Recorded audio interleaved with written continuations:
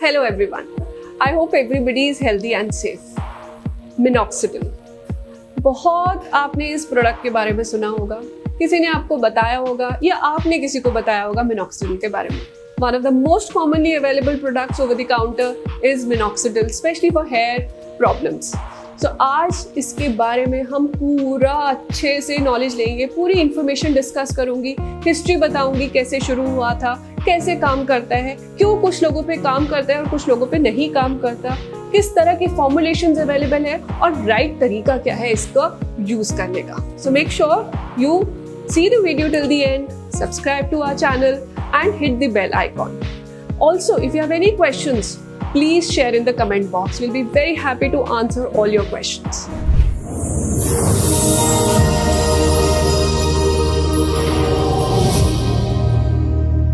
अब बात करते हैं हिस्ट्री की. 1970s में मिनॉक्सिडिल एक बहुत कॉमनली यूज्ड ड्रग थी हाइपरटेंशन के लिए, यानी इंक्रीज बीपी के लिए. अब उसके बाद लोगों ने देखा, डॉक्टर्स ने देखा कि जब पेशेंट्स ये ड्रग यूज कर रहे थे तो हाइपर ट्राइकोसिस हो रहा था, यानी कि चेहरे पे और बॉडी पे बाल इंक्रीज हो रहे थे. तब उनको ये पता चला कि ये बालों की ग्रोथ को इंक्रीज करने का एक साइड इफेक्ट हो रहा है. इसीलिए 1986 में 2% मिनॉक्सिडिल आया और फिर 1993 में 5% मिनॉक्सिडिल इंट्रोड्यूस हुआ. मिनॉक्सिडिल यूएस एफडीए अप्रूव्ड है एंड्रोजेनेटिक एलोपेशिया के लिए, आईब्रोज रीग्रोथ के लिए एंड बियर्ड रीग्रोथ के लिए भी. सो यूएस एफडीए होने के कारण इसकी अवेलेबिलिटी और एफिकेसी बहुत अच्छी है. अब मैकेनिज्म ऑफ एक्शन, अब ये काम कैसे करता है. अब मिनॉक्सिडिल एक प्रो ड्रग है, यानी कि जो ये मिनॉक्सिडिल है वो एक्टिव सॉल्ट नहीं है. बॉडी में जब हम इसको डालते हैं या किसी भी जगह लगाते हैं तो ये एक एंजाइमेटिक एक्शन की वजह से कन्वर्ट होता है अपनी एक्टिव फॉर्म में.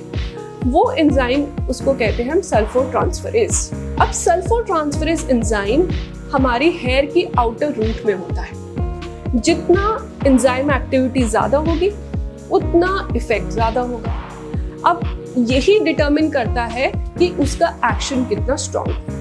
अब ये जो एंजाइम है सल्फोट्रांसफरेज, ज़रूरी नहीं कि सब में इक्वली प्रेजेंट हो और हर जगह इक्वली प्रेजेंट हो, यानी कि हर रूट में, हर हेयर की रूट में इक्वली प्रेजेंट हो. इसी वजह से मिनॉक्सिडिल सब पे काम नहीं करता. Less than 40% of the patients पे मिनॉक्सिडिल काम करता है, 60% पे काम नहीं करता. इसीलिए आपने देखा होगा कुछ पेशेंट्स जैसे ही मिनॉक्सिडिल लगाने शुरू करते हैं उनको हेयर फॉल इंक्रीज हो जाता है, क्योंकि अगर वो एंजाइम ही उस प्रो ड्रग को कन्वर्ट नहीं कर सकता तो मिनॉक्सिडिल एक्ट ही नहीं कर सकता. इसीलिए मिनॉक्सिडिल को यूज करने से पहले हमें ध्यान रखना चाहिए और ब्लाइंडली बस यूज नहीं करना चाहिए, बिकॉज हो सकता है वो आपके लिए चॉइस ऑफ ड्रग ही ना हो. ठीक है. अब फिर आते हैं फॉर्मुलेशंस में कि किस तरह मिनॉक्सिडिल अवेलेबल है. से मिनॉक्सिडिल बेसिकली 3 फॉर्म्स में अवेलेबल है: topical, oral and sublingual. Sublingual अभी इंडिया में अवेलेबल नहीं है, तो मैं बात करूंगी टॉपिकल और ओरल फॉर्म्स की. अब टॉपिकल मतलब जो आप लोकली अपने स्कैल्प पे लगा सकें. उसमें भी ये फॉर्मुलेशंस आती है जो कि फोम बेस्ड होती है और कुछ लिक्विड बेस्ड होती है. Foam based easy to apply है, बहुत जल्दी ड्राई हो जाती है. वेरएज जो हमारी लिक्विड प्रिपरेशंस होती है उसमें एक कंपोनेंट होता है प्रोपाइलीन ग्लाइकॉल. अब प्रोपाइलीन ग्लाइकॉल की वजह से मिनॉक्सिडिल जब हम लगाते हैं तो मैंने बहुत सारे पेशेंट्स, और ये कॉमन फैक्ट भी है कि स्कैल्प इरिटेशन और कॉन्टैक्ट डर्मेटाइटिस होता है.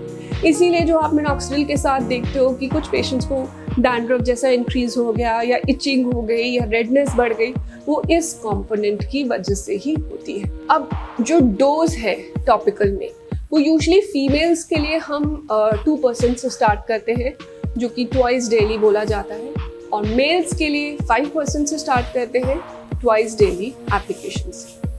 अब टॉपिकल के मेन प्रॉब्लम्स जो इश्यूज आते हैं टॉपिकल के साथ, सबसे पहले कि उसको रोज रोज आपको लगाना पड़ता है. सुबह लगाओ, शाम को लगाओ. फिर लगाने के साथ इचिंग और इरिटेशन, रेडनेस, कॉन्टैक्ट डर्मेटाइटिस जैसे इश्यूज भी आ सकते हैं. इसीलिए ओरल मिनॉक्सिडिल अब बहुत पॉपुलर हो रहा है.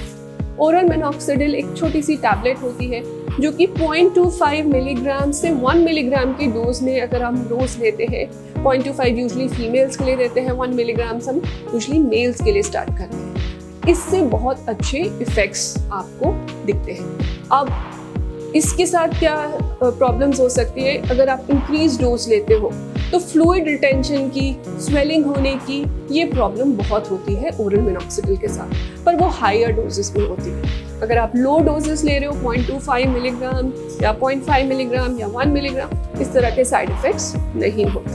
अब आते हैं basic tips to use minoxidil. ये बहुत ज़रूरी है, ध्यान से सुनना। सबसे पहले हमेशा टॉपिकल प्रिपरेशन से स्टार्ट करो, 2% से स्टार्ट करो, ठीक है। सेकेंडली, इसे 3 मंथ्स तक लगाओ। अगर आपको इनिशियल में ही देखो कुछ टाइम तक अप्रॉक्सीमेटली 3 to 4 वीक्स तक इंक्रीज हेयर फॉल होता है, लेकिन उसके बाद वो हेयर फॉल डिक्रीज होना शुरू हो जाता है। पर अगर लॉन्ग टर्म यानी कि 1.5-2 महीने में भी आपका हेयर फॉल उसी स्पीड से चल रहा है, then maybe minoxidil is not working for you with topical form. So 3 months हम एक बॉल बार फिगर लेते हैं, कहते हैं कि आप इस टाइम यूज करो, पता चल जाएगा कि मिनॉक्सिडिल आपके लिए कितना सूटेबल है। इसीलिए आजकल हम यूजुअली कॉम्बिनेशन थेरेपीज देते हैं कि मिनॉक्सिडिल को एक टाइम पर रखते हैं और दूसरे टाइम पे दूसरा सॉल्ट ऐड ऑन करते हैं। सेकेंड इज इम्पॉर्टेंट चीज़ ज़रूरी ये है कि अगर आपको टॉपिकल थेरेपी सूट नहीं हो रही, इरिटेशन हो रही है या कुछ रिजल्ट ज़्यादा नहीं आ रहा, तो you can easily shift to the oral therapy. Oral therapy की डोज भी बहुत कम है, कंप्लायंस भी अच्छी है, एक टैबलेट खानी है, ईजिली हो जाता है। So you can try that out, ठीक है। इम्पॉर्टेंट चीज़ ये है कि लोग कहते हैं कि जैसे हमने मिनॉक्सिडिल रोका तो बाल झड़ने शुरू। तो ये मिनॉक्सिडिल को रोकने वाला जो है पैटर्न, वो एब्रप्ट नहीं होना चाहिए, और यही मिनॉक्सिडिल का सबसे बड़ा इम्पॉर्टेंट पॉइंट है जो आपको कंसिडर करना चाहिए। देखिए, मिनॉक्सिडिल आपके हेयर को कैसे हेल्प करता है कि वो जो एनाजन फेज है उसके अंदर आपके हेयर को प्रोलॉन्ग करता है, यानी कि वो स्टेज को प्रोलॉन्ग कर देता है, इसलिए बाल उस स्टेज में इजीली शेड ऑफ नहीं होता। ये वो इसलिए करता है क्योंकि पोटेशियम चैनल्स ओपन कर देता है और इंक्रीज ब्लड फ्लो हो जाता है उस एरिया के अराउंड। तो वो जो एनाजन फेज है, जो हमारे हेयर का ग्रोथ फेज है, उसको प्रोलॉन्ग कर देता है। जैसे ही हम मिनॉक्सिडिल को विड्रॉ करते हैं, वो सपोर्ट चला जाता है और हेयर शेडिंग होने शुरू हो जाती है।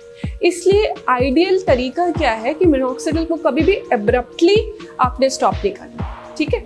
आप उसको स्लोली टेपर डाउन करो। जैसे कि अगर आप 2 बार लगा रहे हो तो उसको 1 बार लगाओ, फिर कंसंट्रेशन कम कर दो, फिर ऑल्टरनेट डे लगाना शुरू कर दो, और साथ में एक दूसरा सॉल्ट मेंटेनेंस के लिए रखो।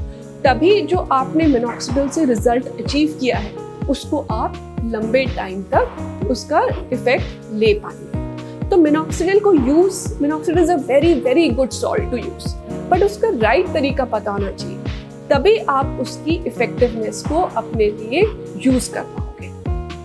आई होप कि आपको मिनॉक्सिडिल के आगे कुछ भी कंफ्यूजन्स, जो बेसिक कंफ्यूजन्स थे, वो तो आज दूर हो गए होंगे। इसके बाद भी कुछ क्वेरीज हैं जो, या कुछ पॉइंट्स हैं जो मुझसे मिस हो गए, please write down in the comment box and I will make sure कि मैं उन सब का जवाब दूं। So till the next time, stay healthy and stay safe.